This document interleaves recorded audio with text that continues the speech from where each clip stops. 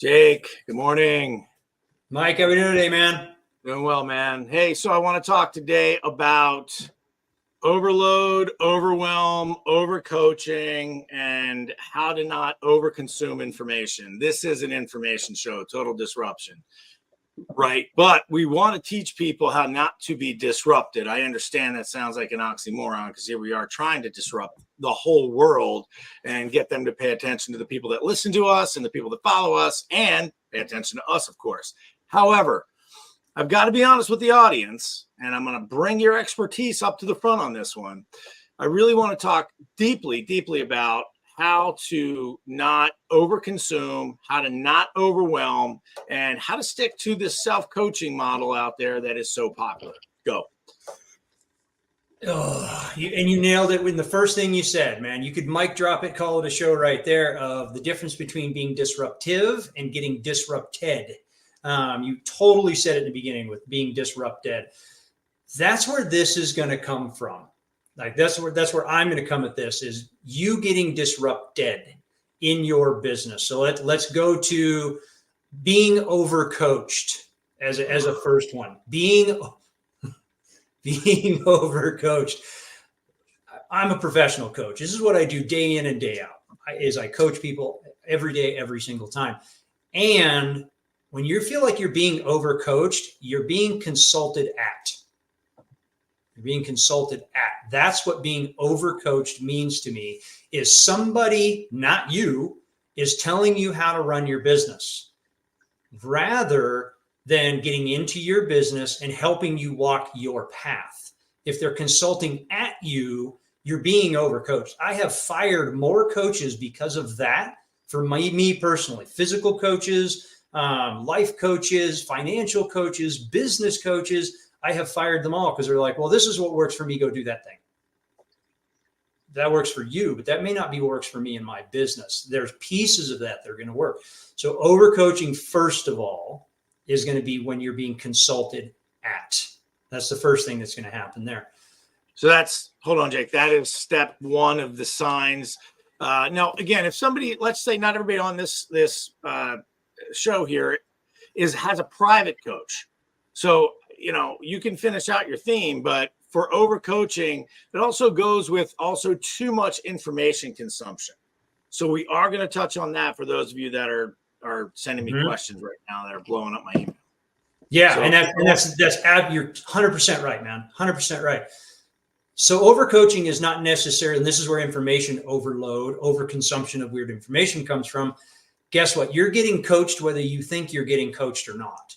You have mentors, you have role models, you have people that exist in your life that you tend to listen to. Sometimes you shouldn't, that are saying, hey, that didn't work in my business. There's no way it's going to work in yours. That's their limiting belief, man. That's their limiting belief. You just got overcoached. You just got your consumption because you just heard. Someone just told you that you might look up to that literally just told you that's not going to work for you because it didn't work for me. Well, you're not me. I'm not you. That may not be true. My dedication, my ability to disrupt in the industry is going to be different than yours. What didn't work for you, fine, let's unpack that. Why didn't it work? Maybe because you weren't doing the task, maybe because you weren't doing the work. And that's why it didn't work for you. So again, that goes into that. And information overload. Oh my God, is there so much stuff out there right now? Let's pick AI. Why not? Because everybody else is from a consumption standpoint. Which tools should you use? Should you use all of them? You can't. My God, you can't use them, but you got to pick one. At some point, you should pick one. But here's where I'm going to reiterate that. Pick one. Pick one. Use it. Test it. Break it. Fix it. Make it work. Pick one. Don't pick 20 tools because you're not going to use them. No different than CRMs. There's some people that have got like 3 or 4 CRMs. You're not using any of them.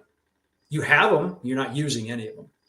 So that, from an overload of information, there's tons of people that are going to tell you this is what you should do because that's what worked or didn't work in my business. It's up to you whether you consume and ingest and digest that and apply it. The next one is going to be what tools are being thrown at you, what shiny object. We've called this for years. You and I talk about this all the time. Shiny object syndrome is, oh, that's working for somebody else, I should go do that. Oh, that's working for sales, I got to go do that. It's not necessarily true. You got to pick something. You've got to stick to it. This was where Michael was talking about discipline. Like, you can look at other people's outsides and try to compare your insides to them, and you're going to chase that shiny object. And it's so dangerous. You got to do what works for your business, and you've got to stay the course, man. You have got to stay the course. Are you going to have to make small corrections? Totally. So let me ask you a question, Jake. So what's a good KPI, key performance indicator? I'm out here trying to figure out the right AI tool, right? And I'm listening to you here. I'm getting some good coaching from you. I'm going to go 1 to 2 AI tools. How do I know how long is too long before I add my second? I realize every coaching situation is custom. But is there a gut feeling? Is there a number of transactions? I mean, I like to get into some details for people, just a framework for somebody who's out there swinging it through the fences to get some information that's quality. Is it 2 months, 3 months, 4 months? Have you converted? Have you given this thing enough opportunity? 17 conversions. I know I'm jumping around, but what are some key performance indicators that it's time to either move off of something or now it's time to consume more information? So it's more from hey, I want to limit my jumping around and being disrupted, but then when is it a good amount of time to get disrupted again? And you hit on it repeatedly there. Conversions. You nailed on conversions. And we got to know what's our end product, right? Regardless of the thing, the industry that you're in comes right down to is always called a widget, right? It doesn't matter what you're selling, doesn't matter what your service is, doesn't matter your product, whatever it is, just think of it as a widget, right? Business, the language of business is the language of business. When we say KPIs, we're referring to key performance indicators. These are the few touch points, like the timeline, whatever you want to call, that are, I need to pay attention to this because it is relative to this, it is relative to this. It always ends at sales. So like if you look at your goal for the end of the year, if your goal at the end of the year, 100 widgets, let's pick a round number for the sake of just convenience, and it's easy math to do on the fly, 100 widgets at the end of the year. Well, welcome to, we're 6 months through right now. That said, I should be at and or exceeding 50 widgets for the year. At this point in space, at this time, my goal is 100. I should be at least at 50, if not more. Now we look backwards at that, right? If you're new to business or wherever, you can create your KPIs relative on what's the industry tell me. If you are running through business, your KPIs exist. You have to go backwards in time and look at your activities. So let's say you said 100 for the year. Right now, I'm at 50. I'm on point. I'm at 50% of the goal for the year, 50% of the way through the year. Sweet. I'm on task. What did I do to get there? Before that, how many conversations, appointments did I have to get my 50 widgets? How many emails did I send out to get those appointments? How many phone calls did I have to make to set those appointments? And those will all create your KPIs moving forward. If what you're doing is working, you're already just reproduce what you're doing. If it's not working, and let's say you're at 25% of your goal for the year, you've got 25 widgets, 50% of the way through the year. Well, you've got to step that up. You've got to double down in the third quarter to be able to make that happen. What did I do the first quarter? I made 50 phone calls, which tells me I need to make 100. How many emails did I send? I sent 1,000. Tells me I need to make 2,000. You have to tie it to your end goal to be able to get there. That's the real key. Is you got to know this is a roadmap. It's a roadmap. You got to know where you're going to know how much gas you got to put in the tank. Right. That's a fair point. So if I may give somebody a key performance indicator, if you guys like what you're hearing here, you can and want more in-depth help with KPIs and any of the stuff that we're talking about, let's connect and check in on our community at total-disruption.com. That's total-disruption.com. It's a fantastic community of like-minded individuals that are totally pushing forward to disrupt for business and in personal growth and development. So back to what we were talking about with these KPIs and how it works with coaching and how it works with implementing tools, because I like to make sure that we close loops here and we don't leave open loops. I know it's good for ratings to leave open loops, but I like to close them. So we were talking about here, you're talking about KPIs. So if I want to put that back into being overcoached, bring this together in a really quality content standpoint. So if I'm shooting for making 100 widgets a year, if I'm shooting for making $100,000 or 2.1 million, and I'm getting all this coaching, and I'm researching, reading, I'm trying all these AI tools. Maybe I think you answered my question earlier. Reference your key performance indicators of any of this crap actually doing any good, or are you just wasting time treading water, filling your mind with things you think are making life more efficient? I guess it comes down to managing time.